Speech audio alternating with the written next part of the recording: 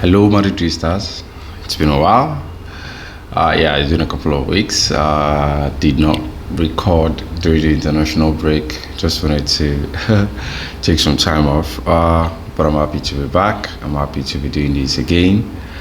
Yeah, this one is about the quite comfortable win against Athletic Club. I was expecting them to give us some problems because they've been quite good against every other top six team this season, and especially with Vinicius out due to suspension, and then Bellingham coming in after a couple of weeks. We started a bit slow. I think the first 6 or 7 minutes were all Athletic Bilbao up until Rodrygo's golazo. Yeah, just to give you an idea of what we're going to be discussing today. Basically, it's going to be, yeah, definitely the game itself. Then I run through some of the highlights from the individual players, as well as how I'm feeling ahead of our next game, which is the Champions League with Manchester City. So I actually saw the Manchester City versus Arsenal game. It was a snooze fest. Honestly, wasn't so exciting, right? Because Arsenal sat deep and wanted to catch and punish Man City in transition, but never really materialized. There was one really good chance that Trossard, I believe, should have just squared the ball to whoever was to his right, but he slowed it down and decided to go to shoot himself. Anyway, I know Vini will make a better decision in that in a similar situation. Basically, that's why he's the best left winger in the world and one of the best players in the world right now. Anyway, so let's get into it. Great game from us. I'm using the word great loosely here. But it was a good game. It wasn't bad. It was a good game. We won 2-0. I think the standout performance for me were Rodrygo, definitely Valverde before he was substituted, and Rudiger. Rudiger was good as well. Rudiger was really good today. And this is a special shout out to him for how solid he has been in defense, marshalling our defense, especially when we had that injury crisis in very early in the season, and he was being paired with anyone that was available. He was so much of a great leader that regardless of whether I was playing with Nacho or Cavaha or Trameni or even Vasquez, whoever was beside him, he was doing a great job of leading and basically just marshalling that defense. So that was really good. Just wanted to point that out because he was a standout player. And you should also see classic Rudiger. I saw when Muniain very late in the game, right, basically nudged Cavaha after Lunin had come to collect the ball, right, and Rudiger just held him and embraced Muniain, held him in place. He was trying to free himself, like held him down. Like, dude, what's wrong with you? Why did you do that to my player? That was leadership. And he needed to send that message that that's not allowed. That's not allowed. So that's great. I really love that. Also, Lunin did not necessarily have to do much when he was called into action.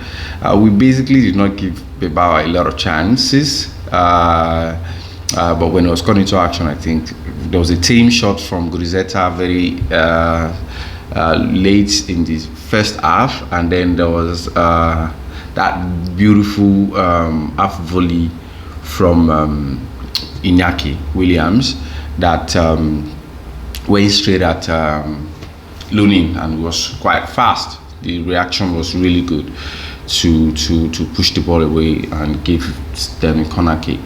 Cavaha was a bit sloppy today, and I'm just happy Nico was not around for Bilbao, else he would have been punished, right? Like, I was watching the game and I just knew that Cavaha had to come out.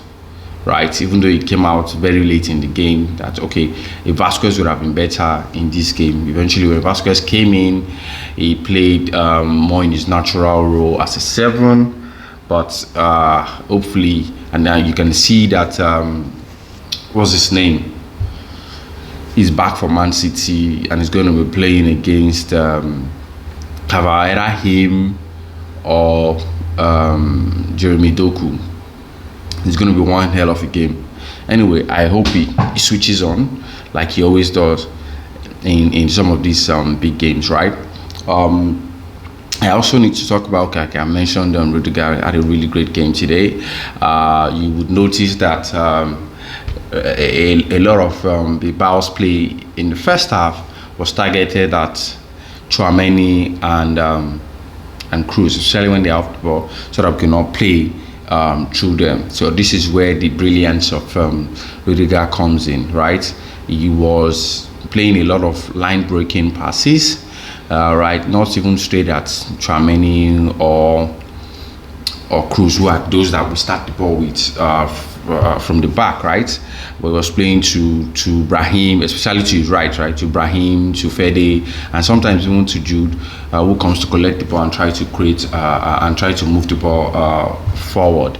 And that was how we were able to. Okay, no. The first goal was a really good sequence between Kroos and Carvajal, back to Tchouaméni, back to Brahim. Then Brahim switches from with his. Does he even have a weaker foot? Let me not even say that. Which is right straight to Rodrygo, then Rodrygo bends and moves and beautiful run by Mendy and Bellingham to drag those players away so that there is space and there is enough time for Rodrygo to pull off that wonderful shot that went straight at goal in the 8 minutes. Yes, in the 8 minutes. So yeah. Great game from Rudiger, great game from Nacho as well, because he has been really shaky this season. I heard that his contract might be renewed for 1 year, himself and Vasquez. Maybe it's a Spanish quota thing. I respect that, but I would rather keep a Vasquez than keep a Nacho, right? Because we're going to be congested at the back. Anyway, just have him in the team, right? It's fine. Hopefully Lenny Euro comes. I don't mind if Davies does not come this year. He could come in 2025. That's fine as well, right? Because I still want Frank Garcia in the team. And I want Ferland Mendy in the team, despite his deficiencies. Speaking of Ferland Mendy, we had an okay game. Kept Iñaki Williams relatively quiet to the point where Iñaki had to be moved to play more centrally in the second half, right? Then in the middle, Kroos marshalling as well, right? And there's this thing, right, that I was surprised that an Ernesto Valverde would do, right? You're playing against Toni Kroos. You know that if you give him space on the ball, he's the master at switching plays with just one pass from right to left, from left to right. And Kroos had a lot of time on the ball in this game. Had so much time on the ball in this game. I was really surprised. I was really surprised that Ernesto would allow that to happen, and it was that same sequence that led to the first goal, right? If you go and rewatch the game, was Oyan Sancet was trying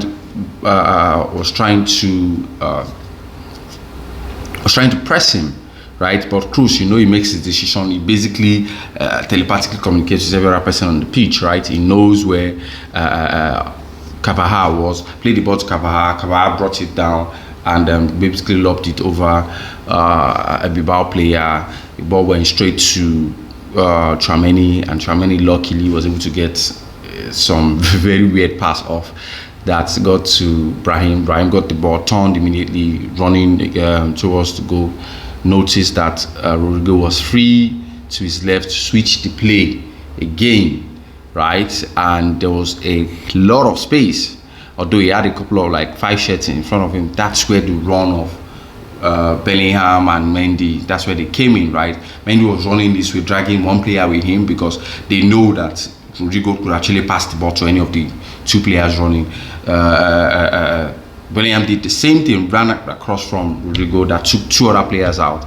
So Rodrygo just had to move the ball once, twice to his right to set it up for himself really, really well, and then just beautiful goal, well taken goal. And then after that, we were losing the ball a lot, even giving the ball up a lot. And this is what I was complaining about. Carvajal gave the ball a lot, gave away a lot, like 4 or 5 times in the first half alone, right? Which is why I was like, what's happening? Like, why are you so shaky? So if you were playing against Nico, what if Nico was available for Bilbao last night? Anyway, so yeah, that was that. In the middle of the park, Fede Valverde workhorse again. He got one really snappy shot off that was saved by the Bilbao goalkeeper, but I missed Valverde in front of goal, right? With more chances, being able to shoot, license to shoot. But anyway, he's playing a lot more deeper this season, so yeah, he's not allowed that much license to go forward. But I'm surprised he's only scored 1 goal this season. Like, he was on fire last season in a different role. But anyway, good game from him. I'm hoping that the fact that he had to go off the pitch, because Ancelotti will never rest Valverde, right? We have enough time. We have like 9 days or so. Thankfully, there's no La Liga next week. So yeah, I have enough time to rest, to recover, and hopefully it's just a knock that he can shake off in the next couple of days, and then be prepared and fit enough to feature in the Man City game at the Santiago Bernabeu. I think it was a relatively quiet game from Jude as well. It wasn't his best self. He looked a bit lethargic, and it was like it's one step slower than every other Real Madrid player in the middle of the park. But he did give a beautiful assist to Rodrygo for his second.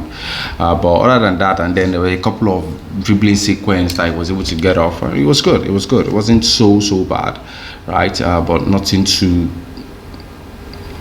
remarkable.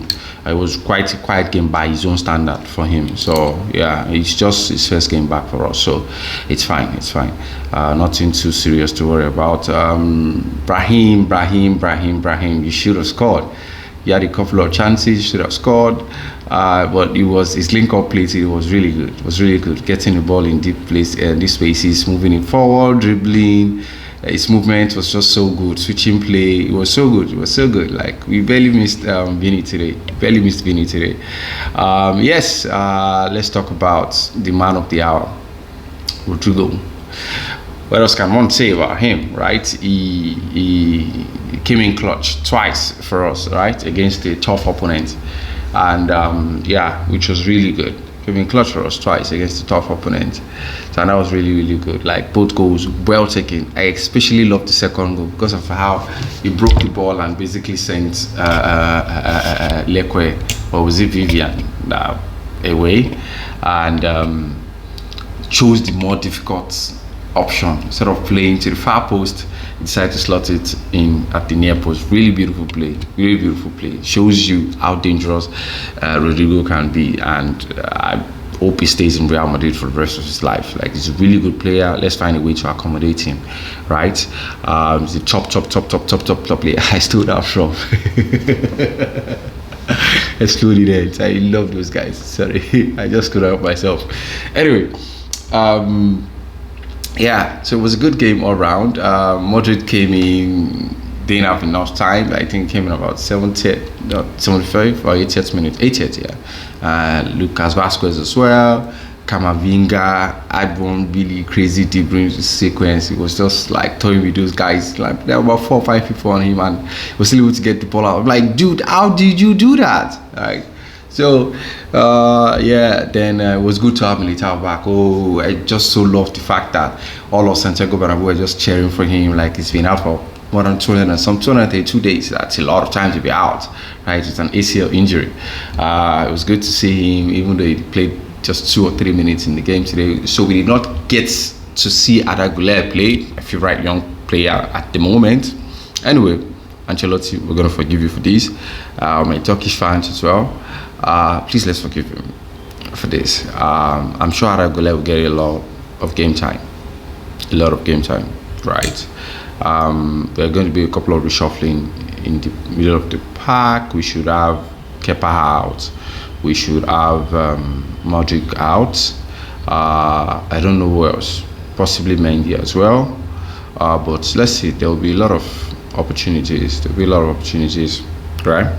For him for Aragolet to play. It's been a while we saw Ceballos. I don't know if Ceballos is gonna stay, but if Ceballos is leaving, I think Nico Paz should be promoted to the first team.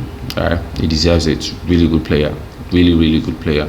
Right? Something that Arribas should have gotten. The opportunity should have been given to Arribas, but anyway, Arribas is doing his thing in our area. So let's spend the next few minutes to talk about the game against Manchester City and Ancelotti's tactic in general. We know Ancelotti, if you've seen the games that Man City played with Liverpool and with Arsenal, you know that those are blueprints for how to attack them and how to defend against them. And I ask you as a Real Madrid fan who has been watching Ancelotti against Manchester City or any big team for the past couple of years, and you know that Ancelotti by nature is very conservative. I hardly see him going toe-to-toe with Manchester City and attacking and pressing them, even though we have the personnel up front to do it, right? But anyway, I'm open to surprises if he's going to surprise me. I highly doubt it, but anyway, let's see what happens. Something else that I like to discuss, right? Arsenal were really good defensively, right? Yesterday, they were really good. They were really solid defensively, right? And they did not allow Rodrygo the opportunity to get shots off, and that was good. I liked that. I didn't allow him get a shot off.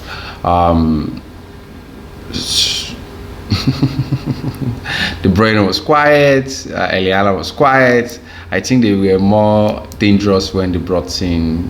Why am I forgetting his name? This English winger that punished us last season. And then when they brought him and Jeremy Doku in, they were more. And the fact that Ake is injured, they have Stone out now. They have Ederson out. They have Ake out. They have Walker out. Let's see what happens. I'm sure they should be back before the Real Madrid game. But regardless, I expect a very historic night at the Santiago Bernabeu, but most especially at the Etihad a week after. Okay. Anyway, that's all we can take for today. It's really good to be back. It's good to be doing this again. Maybe I will make up for the fact that I didn't record during the international break and just share my thoughts about the individual performance of Real Madrid players. I didn't get to watch Ukraine play, but I had a lot of good things about Lunin and helping his team get to the Euros. I saw like a video of Aragolet attempting a bicycle kick. It was interesting. Not a lot of bites to it. That ball would have gone in, but it was interesting. Watched both Brazilian games, saw Hendrick score. Vini didn't do much in the second game, especially. Rodrygo scored. Great game from Rudiger and Kroos with Germany. Didn't see Morocco play to watch Brahim. Saw England. I didn't finish the first one, but I saw the second one because it was again. I saw the first one, didn't finish the second one because it was against Brazil. Anyway, that's all from me. Sorry I forgot. It's like it's been a while. Don't forget to like, don't forget to subscribe, and don't forget to engage with me on social media. That's my name on screen. Okay, and see you next time. Ala Madrid.